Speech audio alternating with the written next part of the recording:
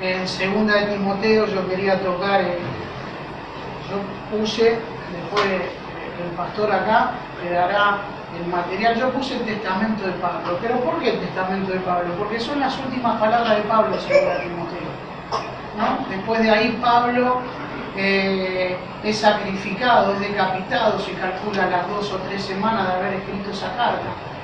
Cuando uno ve, es interesante porque las últimas palabras de alguien que está por morir son interesantes, porque uno siempre se queda, si uno va a ver un hospital, algún enfermo, siempre a ver qué fue lo que dijo en las últimas palabras. Y siempre lo que está diciendo Pablo es a quién le va a pasar la antorcha a Pablo para que siga con la doctrina.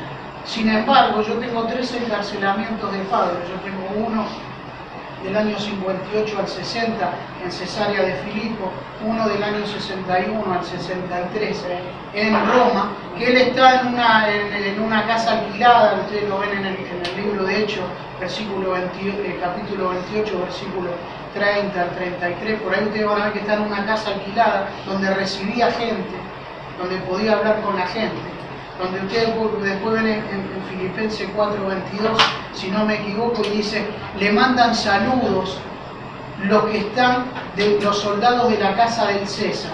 Así que en ese tiempo que estuvo preso, en el año 61 a 63, en la casa alquilada, le predicó todo el mundo, inclusive a los que estaban en la casa del César. Tremendo, ¿sí? Pero ya ¿sabes por qué a mí me gusta poner los contextos? Porque vos en el contexto te vas a dar cuenta dónde está enfocado. Entonces yo lo tengo ahora en una cárcel que le llamaban el sepulcro en Roma. ¿Por qué? Porque las ratas se comían a la gente. Entonces el que entraba ahí quedaba frito. ¿Sí?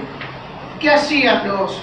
Cuando ustedes ven el capítulo de Romanos 7, versículo 24, ustedes van a ver que dice Pablo, ay de mí, ¿quién me librará de este cuerpo de muerte? Miserable de mí, ¿quién me librará de este cuerpo de muerte? Haciendo una alegoría de lo que es el pecado. Lo que está hablando Pablo es una de las torturas que hacían los romanos, te ataban con un muerto. Entonces se iba pudriendo el muerto y vos con él. ¿Se entiende, no? Hasta te paraban, te ataban con un muerto, paraban al muerto y te ataban y te quedabas con el muerto. Y mientras el muerto se descomponía, vos te descomponías con el muerto. ¿Sí? Por eso hay que meterse en el contexto.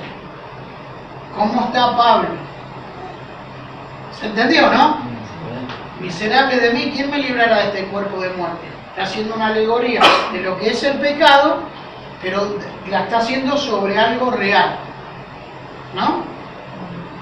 El romano, más o menos, la cárcel era una cárcel chica donde había una ventana y decapitaban a la gente al lado de Pablo mirando por esta ventana, porque psicológicamente te hacían eso, ¿no? Por eso es interesante que en 2 Timoteo, el primer versículo, Pablo dice, Pablo, apóstol de Jesucristo, según la promesa de vida que hay en Cristo Jesús. Sin embargo, está habiendo muerte por todos lados. ¿Sí? ¿Estamos acá? Si no me dicen. Estamos acá, ¿no? Así que ese es el contexto. Pablo, ¿lo bajás? No. Ahí no le den derecho a todo, lo da Rafael enseguida. Sí, hace frío. ¿Sigo? Sí.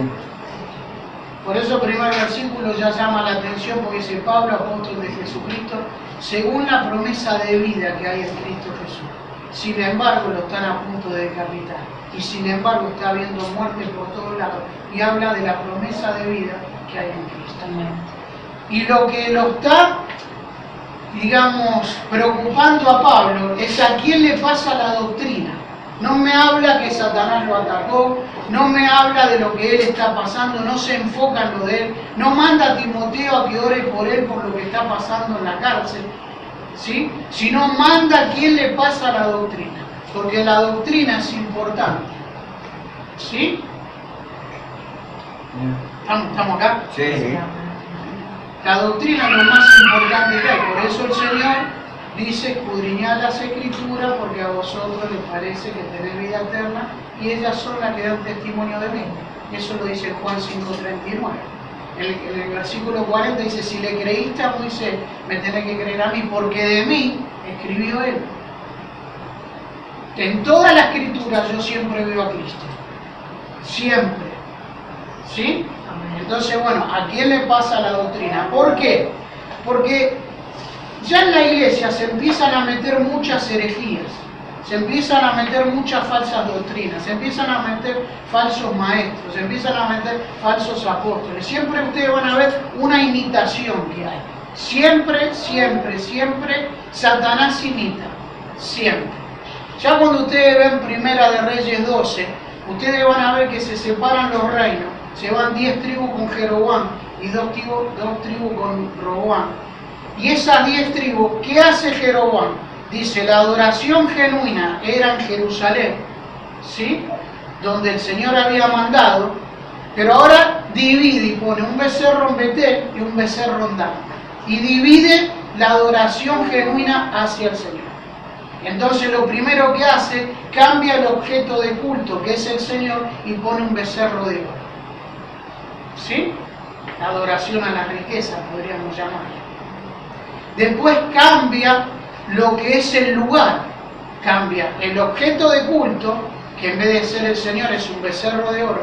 Cambia el lugar del culto, que era Jerusalén, y ahora pone un becerro en Betel y en Dan. Cambia a los sacerdotes, y no son de la tribu de Leví. Cambia el altar y cambia el calendario. Y ustedes van a ver que termina Primera de Reyes 12 y dice: hizo Jeroboam según estaba en su corazón. ¿Sí? Parecía, pero no era. Porque esa no era la adoración genuina. La adoración genuina estaba en Jerusalén. Y siempre van a haber imitaciones de eso. Por eso Pablo una y otra vez exhorta para que uno esté bien parado en la doctrina. Cuando uno ve 2 Corintios 2, el versículo 17, Pablo dice: no somos como muchos que medran falsificando la palabra de Dios, sino que con sinceridad, como de parte de Dios y delante de Dios, hablamos en Cristo Jesús. No somos como muchos que medran falsificando la palabra de Dios. Es un camino popular. El falsear la escritura. Medrar, está buena esa palabra, que los romanos también, cuando vendían alguna fruta, ponían la linda arriba y la podrida abajo.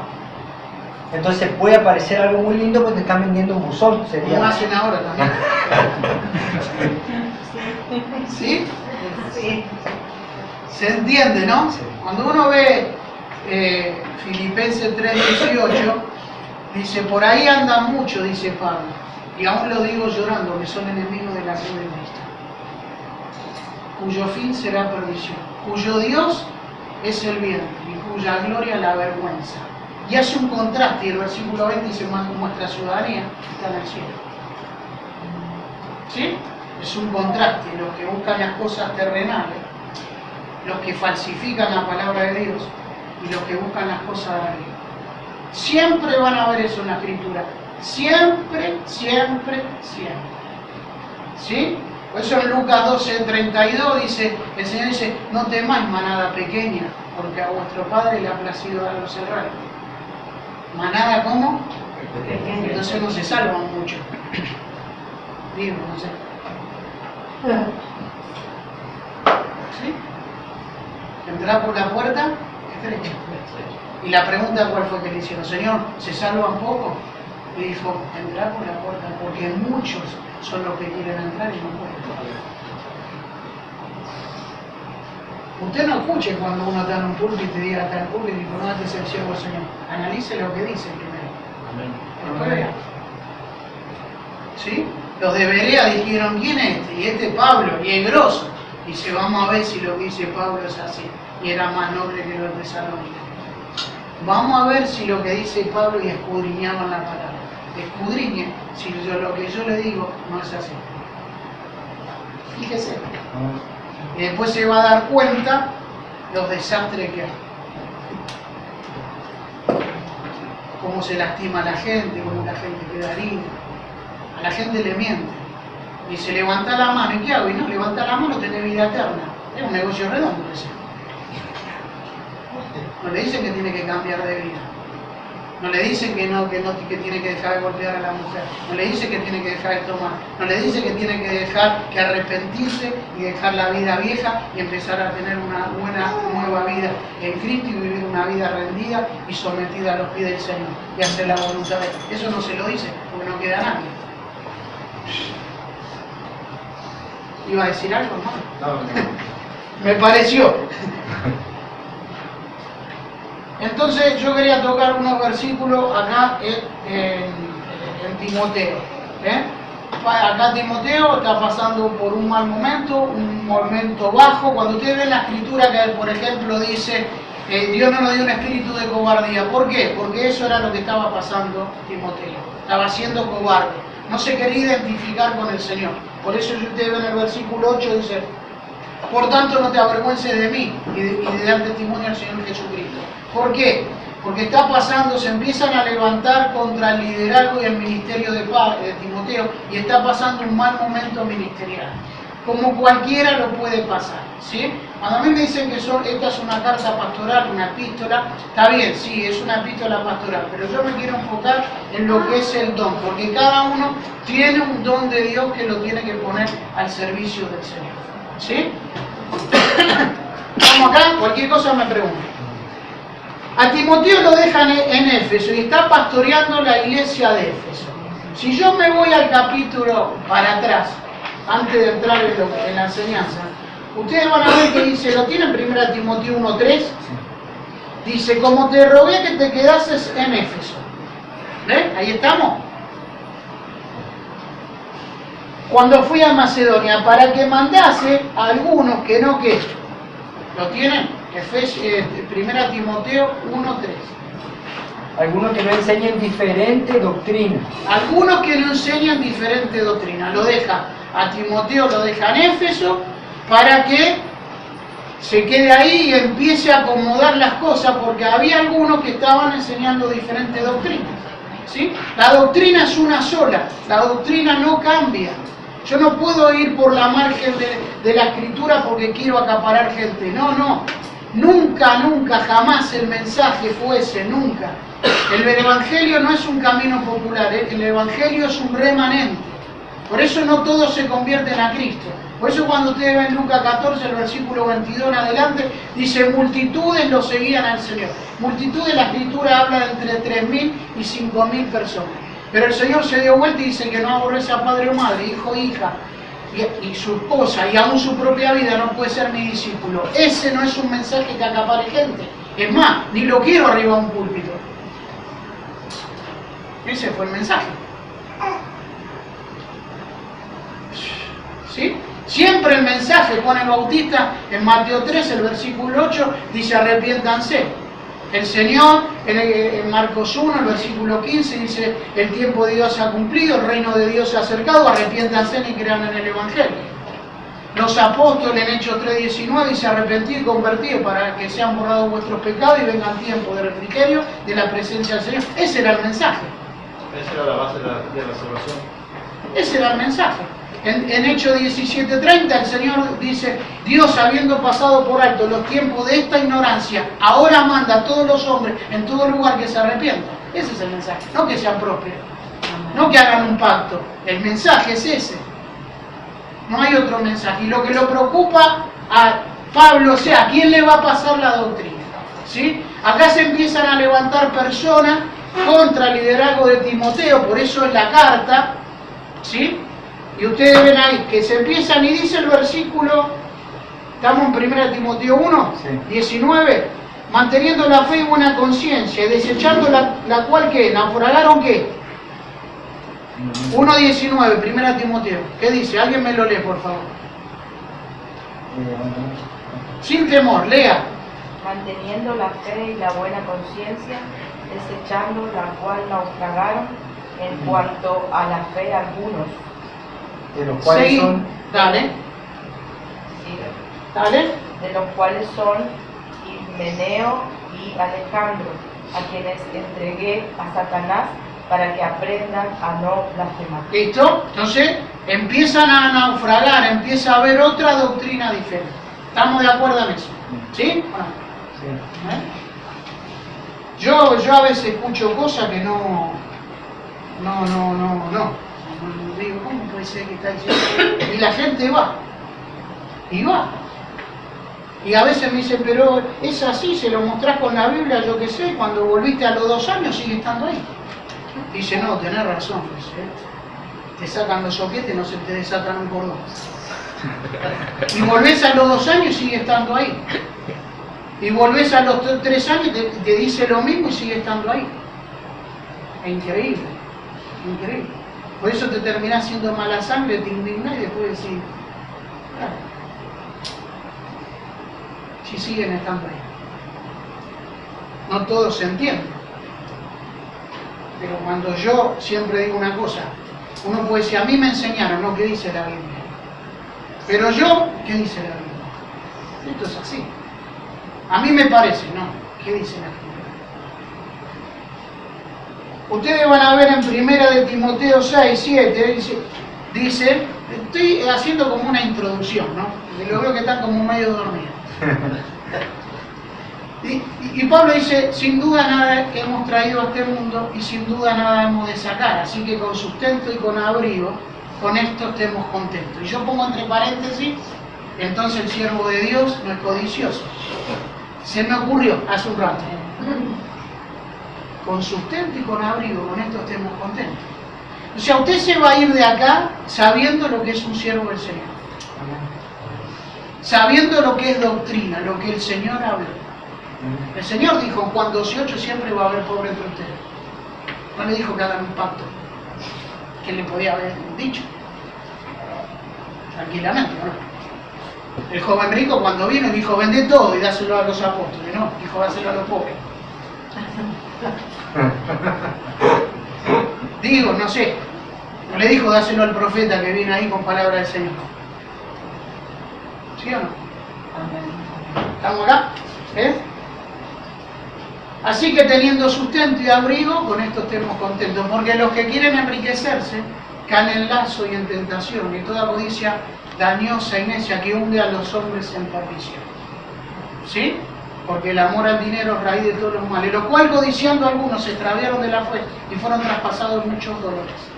¿Sabes por qué está escribiendo eso? Porque eso pasó en la iglesia. No es que escribe porque escribe, pasa eso y sobre eso escribe.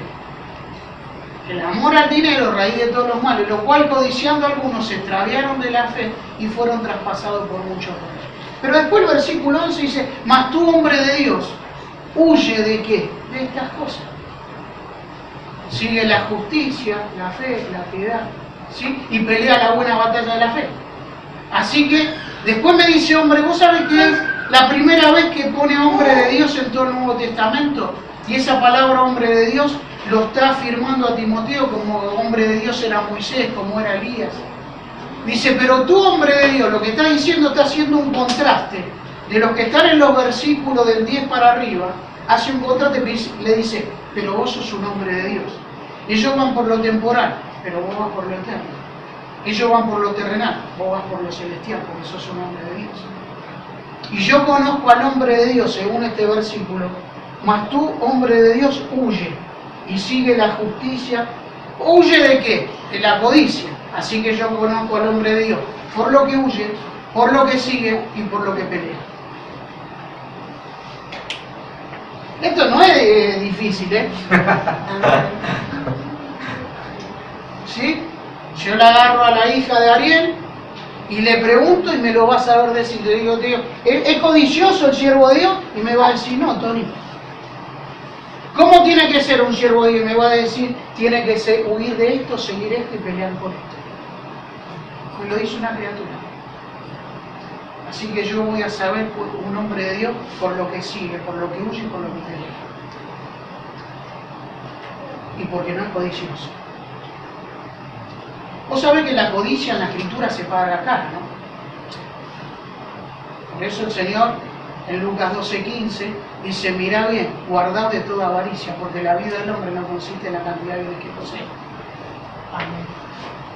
La codicia en la Escritura se paga cara. ¿Qué dice acá en el capítulo 7 del libro de Josué? Vi, tomé y codicié. ¿Sí? Lo liquidó a todo el Señor, hasta la familia. ¿Sí? En los 10 mandamientos está que no hay que codiciar. ¿Sí o no? Por eso Pablo, cuando ustedes ven el capítulo 20, el libro de Hechos, el versículo 33, empieza a hablar de los lobos que se meten dentro de la iglesia. El versículo 28 dice, por tanto, mirad por vosotros, primero, por mí, y por todo el rebaño que el Espíritu Santo los ha puesto como obispos, para que apacentéis la iglesia del Señor que Él ganó con su propia sangre. Porque yo sé que después de mi partida entrarán en medio de vosotros lobos rapaces que no perdonarán al rebaño.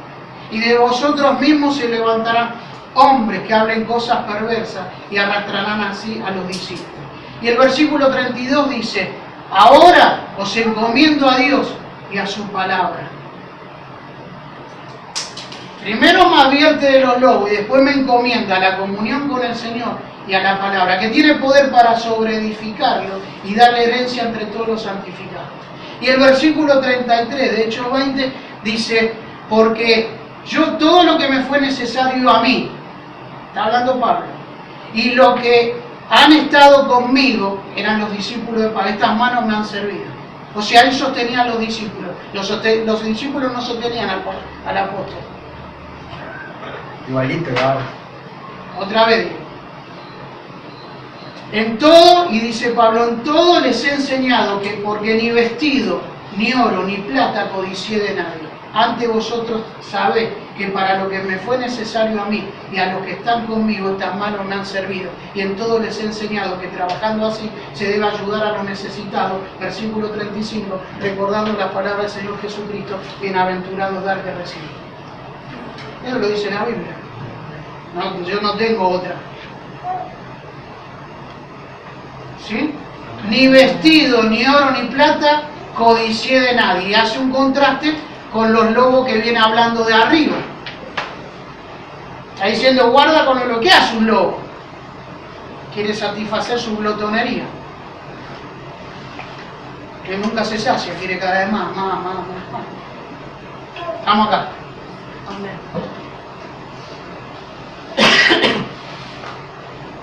Está pasando un mal momento Timoteo y empieza a hablarle, y hay 6 puntos que vamos a ver en lo que dice el capítulo 1.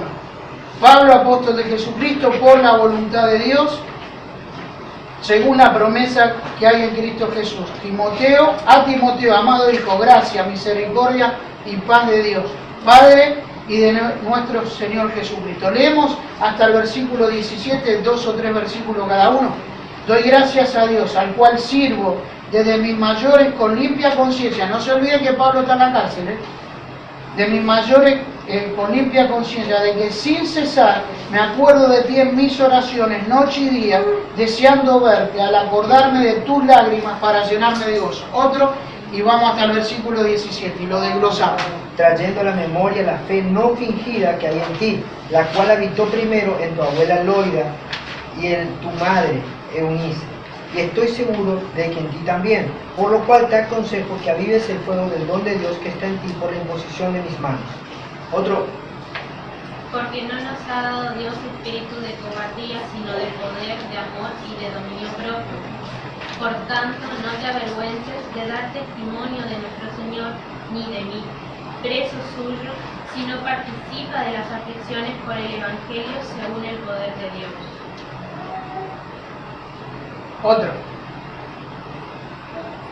Quien nos salvó y nos llamó con el llamamiento santo, no conforme a nuestras obras, sino según el propósito suyo y la gracia que nos fue dada en Cristo Jesús antes de los tiempos de los siglos, pero que ahora ha sido manifestada por la aparición de nuestro Salvador Jesucristo, quien quitó la muerte y sacó a la luz la vida y la inmortalidad por medio del Evangelio.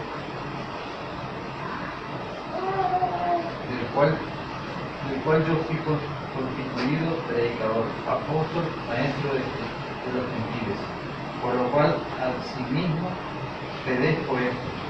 padezco, pero me avergüenzo porque yo sé quién ha creído, y estoy seguro que es poderoso para guardar mi depósito para aquel día.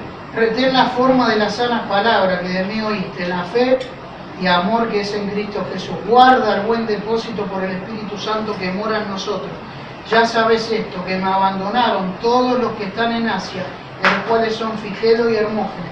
Tenga el Señor misericordia de la casa de Onesíforo, porque muchas veces me confortó y no se avergonzó de mis cadenas, sino que cuando estuvo en Roma me buscó solícitamente y me halló. Concédale el Señor que haya misericordia cerca del Señor en aquel día, y cuánto nos ayudó en Éfeso, tú lo sabes mejor. Hasta ahí la palabra. Primer punto, que hay un principio de autoridad. Está pasando un mal momento, le empieza a dar a entender que no titubee, que no vacile en las convicciones que tiene Timoteo. Cuando usted ve en 2 Timoteo, el capítulo 4, te encarezco delante de Dios y del Señor. Cuando te habla te encarezco delante de Dios, está diciendo, te encarezco delante de la presencia de Dios, como que Dios te está mirando. ¿Sí? Por eso habla la palabra delante de Dios. Te encarezco delante de Dios y del Señor Jesucristo, que juzgará a los vivos y a los muertos en su manifestación y en su reino, que prediques la palabra, en tiempo y fuera de tiempo. Redarguye, reprende con toda paciencia y doctrina, porque vendrán tiempos cuando no sufrirán la sana doctrina, sino que teniendo comezón de oír se amontonarán maestros conforme a sus propias concupiscencias, y apartarán de la verdad el oído y se volverán a la fábula. Pero tú sé sobrio en todo, soporta las aflicciones, haz obra de evangelista, cumple tu ministerio. Versículo 6, porque yo estoy a punto de ser sacrificado, porque me iban a decapitar, y el punto de mi partida está cercano. He peleado la buena batalla, he acabado la carrera, he guardado la fe. Por lo demás, me está guardada la corona de justicia, el cual me dará el Señor, juez justo, en aquel día, y no solo a mí, sino a todos aquellos que aman su venida. Te encarezco delante de Dios y del Señor Jesucristo, que juzgará a los vivos y a los muertos en su manifestación y en su reino, que prediques la palabra, no psicología, predica la palabra. Siempre es la palabra, siempre es la palabra. Siempre es la palabra, no hay otra cosa que reemplace a la palabra, no hay otra cosa que reemplace el poder del Espíritu Santo, ¿sí? Porque se amontonarán maestros conforme a sus propias concupiscencias. ¿Qué quiere decir eso? Yo voy a traer los que están en el palo mío, maestros conforme a mi propio, yo amontono lo que yo ponía, y todos los que traían hablaban todo de prosperidad. Ese era el palo. Amontonaban maestros conforme a sus propias concupiscencias, y apartarán de la verdad el oído y se volverán a la fama. Yo traigo, si alguien me viene a hablar de doctrina o alguien viene a decir cómo hay que corregir, yo no lo traigo porque no me sirve y porque dejo una confusión dentro de la iglesia a la gente, porque le están diciendo una cosa y la palabra dice otra. Entonces yo no lo traigo, yo traigo al que está. Yo no voy a traer nunca a la iglesia donde estamos congregando a uno que me hable de pacto y me hable de prosperidad, jamás. ¿Sí? Que puede venir y puede hablar, pero yo sé dónde está parada la congregación. Yo sé que siguen a Cristo porque lo aman a Cristo y no porque tienen 50 pesos en el bolsillo. Así que pueden venir y hablarle lo que quieren, pero yo ir a otro lado y hablar esto no lo puedo hablar. Entonces se amontona maestros conforme a su propia concupiscencia, a lo que ellos desean, a lo que ellos quieren decir. ¿Sí? Eso es lo que empieza a decirle Pablo. Y el primer punto que dice, principio de autoridad, lo tienen Pablo, apóstol de Jesucristo. Ahora yo te digo una cosa, el primer principio que hay, que vos tenés, hay 6 elementos que empieza Pablo a decirle, 6 puntos para motivar a Timoteo que está pasando un mal momento. Y lo primero que le dice Pablo, apóstol de Jesucristo. Timoteo no sabía que era apóstol, sí que sabía. Pero lo que le está diciendo es lo que yo te vengo a decir. No son sugerencias, son exhortaciones que vienen de parte del Señor. ¿Sí? Lo que yo te vengo a decir no reside en mi persona, sino reside en la palabra que yo te voy a dar. Mire, independientemente de la relación que puede tener uno de amistad con alguien, eso no quita ni excluye la autoridad espiritual de la persona. ¿Sí? Timoteo, está todo bien, está todo bárbaro, pero yo te vengo a hablar con autoridad espiritual, que reside en la palabra. no en la persona que está hablando. La persona que está hablando, la persona que tiene un ministerio o que tiene algo, tiene un respeto hacia los demás, ¿sí? Perfecto. Cada uno nos respetamos entre todos. La iglesia no es piramidal, la iglesia es cúbica, la cabeza es Cristo, ¿sí? Estamos de acuerdo. Cada uno desarrolla sus ministerios, no hay una cabeza. Yo no voy dentro a la iglesia y digo, acá pintame de color amarillo, acá verde, limpiar el baño. No, no es así. Yo decido esto, yo no decido nada. Junto a la iglesia y decidimos entre todos. Amén. No hay una cabeza, la cabeza es el Señor. La autoridad es el Señor que baja a través de la palabra. Amén. Lo que le está diciendo Pablo es, yo te voy a hablar con autoridad espiritual que reside en la palabra, pero eso no quita ni excluye mi posición que tengo en Cristo, aunque seamos amigos. ¿Sí? Ariel, el pastor, la esposa, están liderando, ellos tienen una autoridad espiritual delegada por el Señor. Y hay un respeto hacia ellos, y hay un respeto hacia el hermano que es evangelista, y hay un respeto hacia el hermano que no es nada, porque no hay una autoridad espiritual, porque todos somos morados del Espíritu Santo. ¿Sí? No está el chamullo, el ungido de Jehová.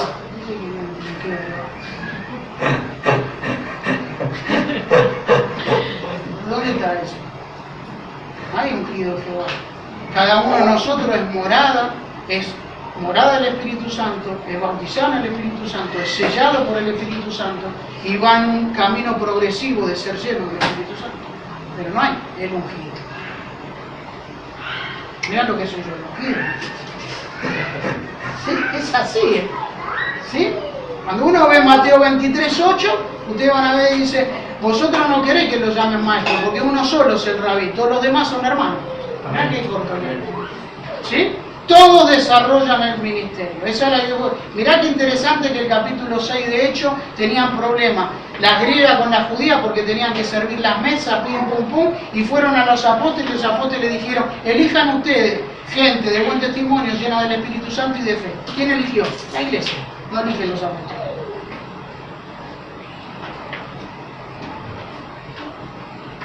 ¿Quién eligió? La iglesia. ¿Quién eligió cuando faltaba un apóstol ahí en Hechos? Tiraron la suerte, no dijeron, vamos a elegir nosotros porque te me cayó bien. O es el hijo de. ¿Quién elige el sucesor de Moisés? En el capítulo 27 del libro de Números. Separame, dijo el Señor. Sin embargo, Moisés tiene dos hijos, Eliseo y Gerson. Sin embargo, el Señor agarró y dijo, separame a Josué, hijo de Nun, en el cual hay espíritu. ¿Sí? Estamos acá. Bueno, es interesante. La autoridad reside, por eso le nombro apóstol. Así que empieza, la autoridad reside en la palabra. Primer elemento y donde le empieza a hablar, el primer versículo, esto viene de parte del Señor. Y son 6 puntos, metas esto. Pablo preso, el punto de mi partida está cercano, estoy a punto de ser sacrificado, lo están por decapitar, ¿sí? Y empieza a motivarlo a Timoteo. Segundo punto. Dice, y alguien me lo lee, versículo 2, ¿qué dice? A Timoteo, amado hijo, gracia, misericordia y paz, de Dios Padre y de nuestro Señor Jesucristo. Qué tremendo es ese versículo. Ese es un principio altruista. Altruista es buscar el bien del otro sin fines egoístas. ¿Qué está deseando el siervo del Señor para alguien que está pasando un mal momento como Timoteo? ¿Qué le dice? Gracia, misericordia y paz. Vos sabés que es la única palabra que encuentro de mí. Vos todas las cartas que tenés excepto la de Juan, en todas las cartas que vos tenés de Pablo, todas las cartas, Corintios, Gálatas, que le escribe a la iglesia, nunca agrega misericordia, sino que pone gracia y paz del Padre y del Señor Jesús, y nunca agrega misericordia. Porque la iglesia está completa con la gracia en Cristo. Pero acá le está escribiendo a un hombre que está en un ministerio pastoreando y necesita misericordia. Otra vez. Nunca van a ver a una iglesia que Pablo le dice gracia, misericordia y paz. Si no le dice gracia y paz, sea a vosotros. ¿Sí? Porque la iglesia está completa y perfecta con la gracia que tiene en Cristo. Pero no la persona. La persona que está en un ministerio, por eso mi oración es, Señor, yo quiero cometer los menos errores posibles, porque cometo errores. ¿Sí? Y necesito misericordia. La gracia es el favor inmerecido del Señor. Mirá lo que decía Pablo para Timoteo. Le dice, la gracia, misericordia, la gracia, el favor inmerecido del Señor. Es un favor inmerecido. ¿Está en el ministerio o estamos nosotros acá? Por gracia. Gracia pura. La misericordia es la compasión del Señor que me libera de los resultados del pecado. Eso es misericordia. ¿Sí? ¿Sabes lo que es misericordia? Mira, así lo saco esto.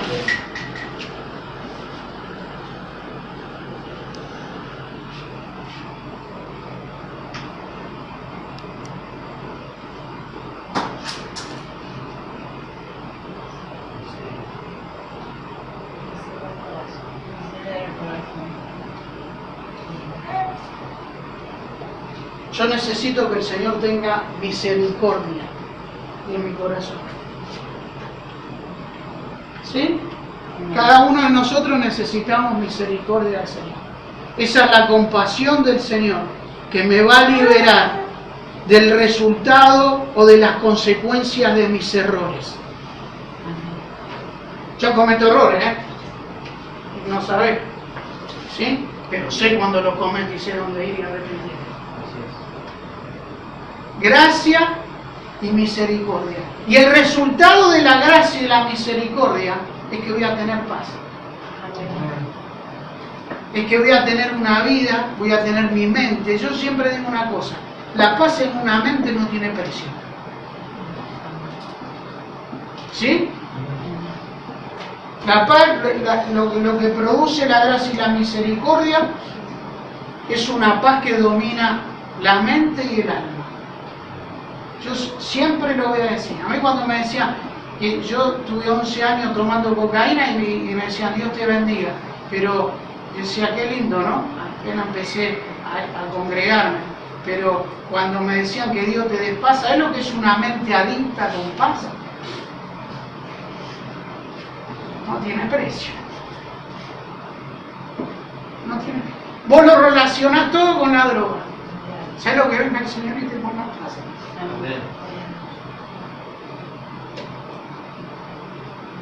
Entonces el segundo punto es un principio altruista que tiene el siervo del Señor para aquel que está pasando un mal momento. ¿Sí? Se preocupa por él.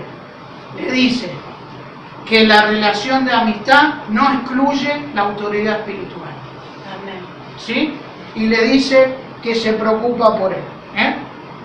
Le desea gracia, misericordia y paz a una persona que está pasando un mal momento en el ministerio y lo necesita para que lleve la antorcha. Es el delegado que va a dejar para que lleve la antorcha de la doctrina. Es interesante, ¿sí? Porque es la última carta de Pablo. Una persona que la iban a decapitar y no le habla de otra cosa que no sea doctrina. Tercer principio, doy gracias a Dios. ¿Lo tienen? ¿Alguien me lo lee? Doy gracias a Dios, al cual sirvo desde mis mayores con limpia conciencia, de que sin cesar me acuerdo de ti en mis oraciones noche y día. Listo. Cuando vos ves el versículo 3, dice el primer punto, doy gracias a Dios, al cual sirvo desde mis mayores con limpia conciencia, de que sin cesar me acuerdo de ti en mis oraciones noche y día. ¿Sí? Doy gracias a Dios al cual sirvo y que sin cesar me acuerdo de ti. ¿Sí? Si nosotros agarramos el versículo y lo desglosamos y ponemos ahí, doy gracias a Dios que me acuerdo de ti. ¿Por qué? Lo que está diciendo Pablo es, yo me estoy acordando de ti. Lo que es tremendo, ¿no? No sé cuántos pastores se deben acordar de nosotros, ¿no?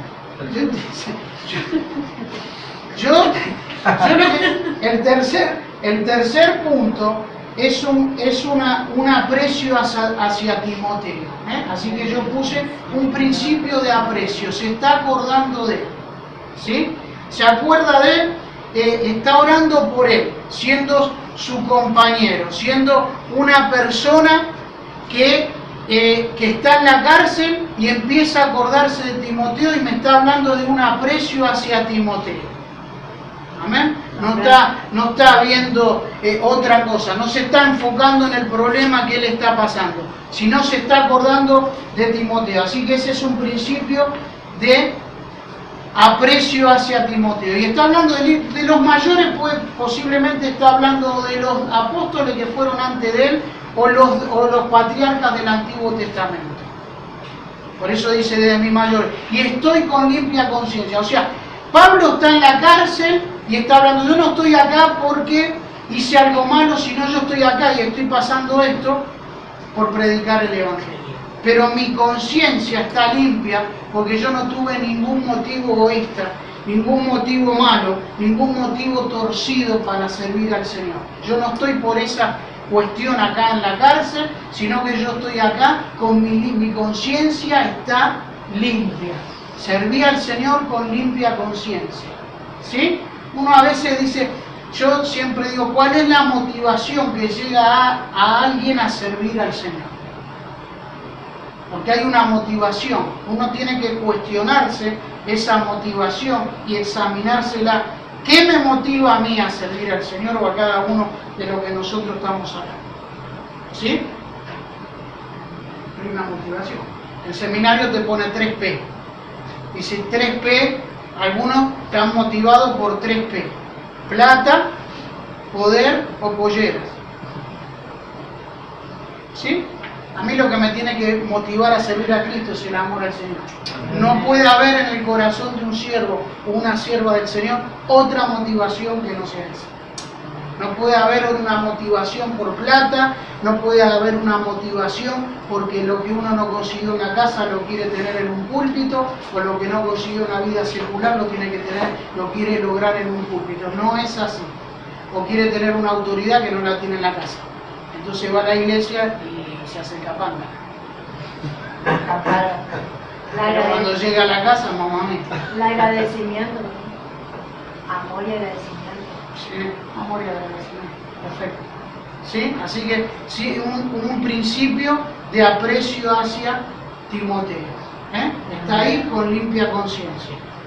Y ya le faltaba poco, como cuando busqué en Filipenses 1:21, que Pablo dice, servir sirvo a Cristo y el morir es ganancia.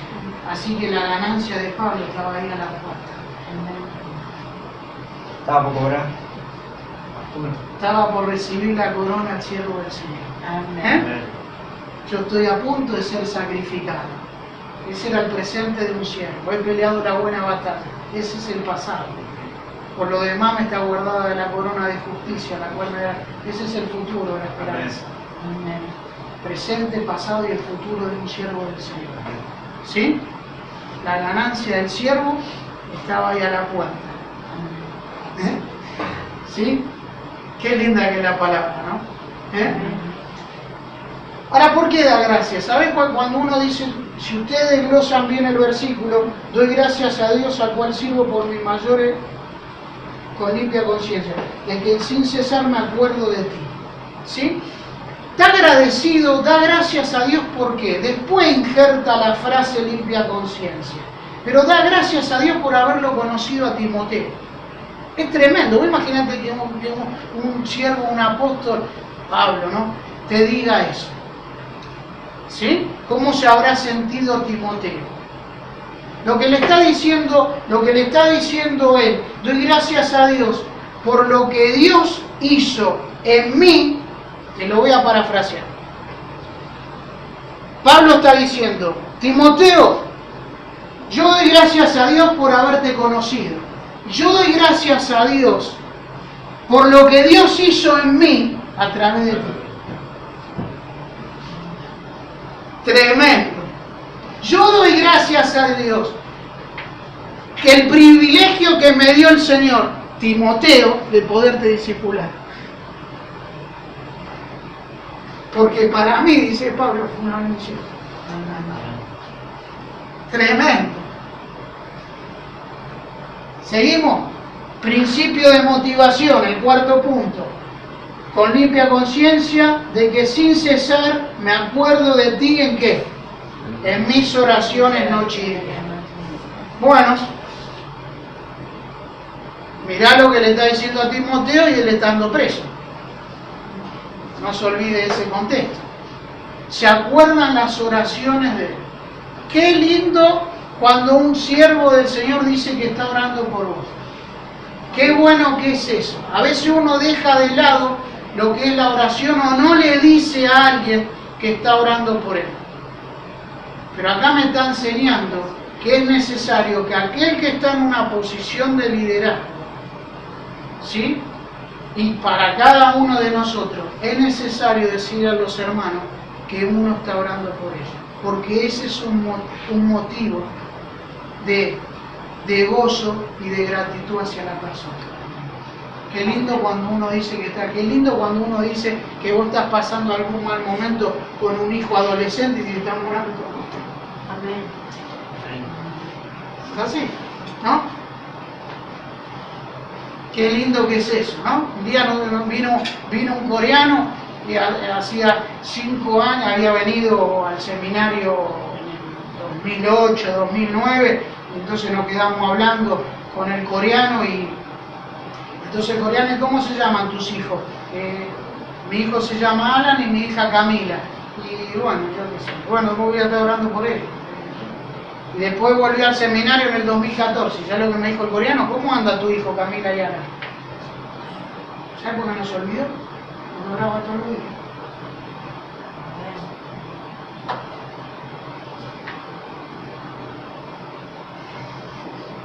Por eso no se olvidó. Oraba como 5 horas por día, coreano así. De verdad, de verdad. Se levantaba a las 5 de la mañana y hasta las 10 de la mañana todo el día. Que no se olvidaba por eso. La oración que está hablando, ¿no? Está enfatizando algo continuo, noche y día. Estamos acá un ratito, terminamos este punto y después vamos al otro. Descansamos 10 minutos.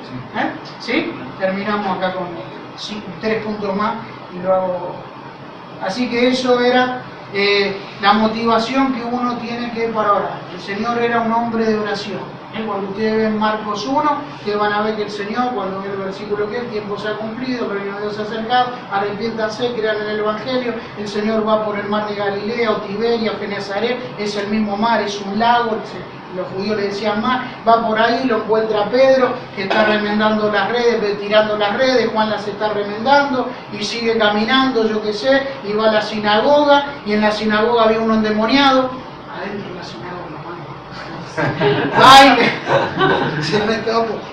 Entonces va y lo echan endemoniado, que estaba ahí, se congregaba. Entonces va y lo echan endemoniado y sigue caminando y va y se va a la casa de Pedro y empieza a hablar del Señor. La gente se amontonó, la sanó a la suegra de Pedro, sigue y el versículo 35 del capítulo 1 dice: muy temprano se fue a orar. Todo eso lo había hecho en un día. Cuando ustedes siguen la secuencia, todo eso lo hizo en un día. Pero dice después, muy oscuro, se fue. ¿Sí? La oración tiene que ser el alimento de la vida cristiana. Es el oxígeno. Si yo no respiro, estoy frito. Tengo que orar, tengo que buscar del Señor, tengo que ir a los pies de Cristo, tengo que rendir mi voluntad, tengo que corregirme a ella.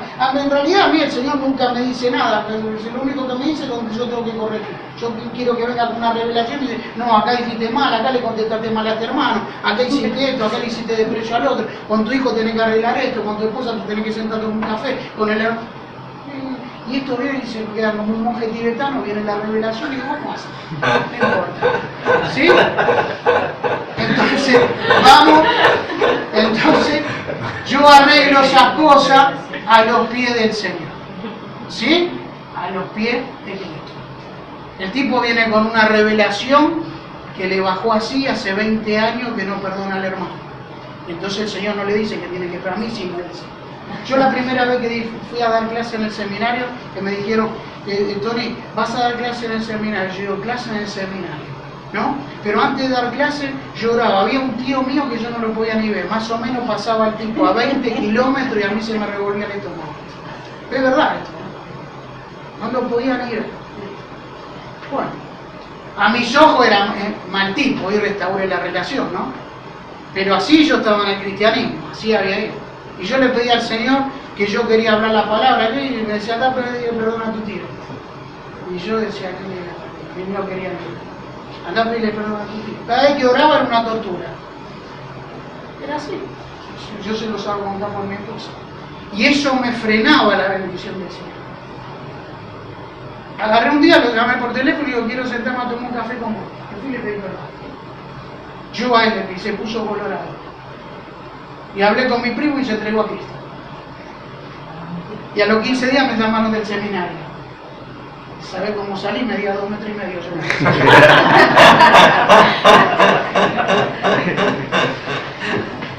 Porque cuando vos salís según la autoridad del Señor. A ver. Porque el Señor no te dice, no hable del perdón si uno perdona. Cuando yo digo que hay que orar, yo digo que hay que orar porque yo oro. Cuando digo que hay que leer la palabra, lo digo porque yo leo la palabra. Por eso Josué manda a los espías en el capítulo 2 del libro de Josué, manda y van a Rabá. ¿Sabes por qué manda a los espías Josué? Porque él había sido espía. No mandó a hacer algo que él no hizo. Hay que orar y hay que buscar del Señor. Y hay que orar por el otro, por el hermano, porque lo necesita. Yo necesito que ustedes se oren por mí. Me acuerdo de ti en mis oraciones. 1, 2, 3, 4, 5 puntos. Principio de afecto personal, anhelo de comunión. ¿Qué dice? Versículo 4. Deseo. Deseando verte. Comunión. Vale, seguid. Deseando verte, acordarme de tus lágrimas para llenarme de gozo. La comunión, el deseo de verlo, las lágrimas que posiblemente está hablando de las lágrimas que cuando lo dejó en Éfeso, está hablando de esa comunión. Esa comunión es la misma palabra que ustedes ven en la cena en 22:15 de Lucas, cuando el Señor dice cuánto deseado. Esa comunión, ¿sí?, que uno tiene que tener con los hermanos. Es esa comunión que uno tiene que tener, esa fraternidad que hay que tener, ¿sí?, un afecto personal por la persona, comunión con el Señor. No solo el Señor nos llama a tener comunión con Él, sino el Señor nos llama a tener comunión entre nosotros. ¿Sí? El Señor anhela la comunión. Cuando ustedes ven Marcos 3, el versículo 13 y 14, dice, el Señor se fue al monte a orar y descendió y eligió a 12 para que estén con Él, comunión. Y después los envió a predicar. Mi comunión con el Señor y con los hermanos no la tiene que cortar nada. Cuando hay algo que corta esa comunión, algo está pasando. ¿Sí? Y algo tengo que resolver. Y lo tengo que resolver como una persona madura en el Señor. Amén. ¿Sí? Así que el siervo deseaba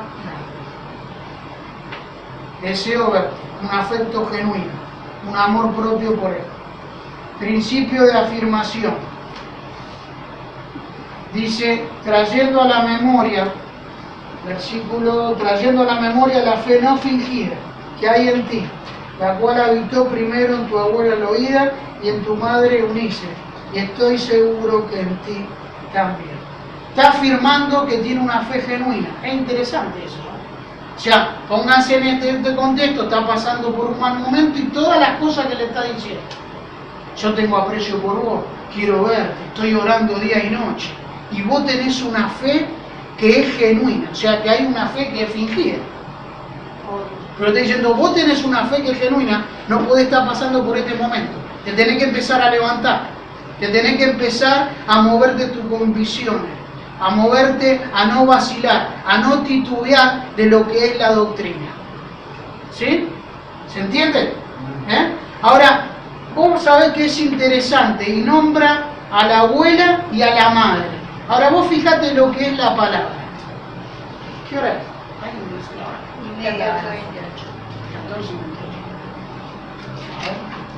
Ya terminamos y pausamos. Después vamos a otra parte. ¿Está bien? Vos fíjate lo que es la palabra. ¿Qué fe no genuina, qué fe genuina me está hablando? ¿Qué le está afirmando a Timoteo? ¿Y por qué le nombra a la abuela y a la madre? Si ustedes ven el capítulo en Hechos 14, Ustedes miren Hechos 14.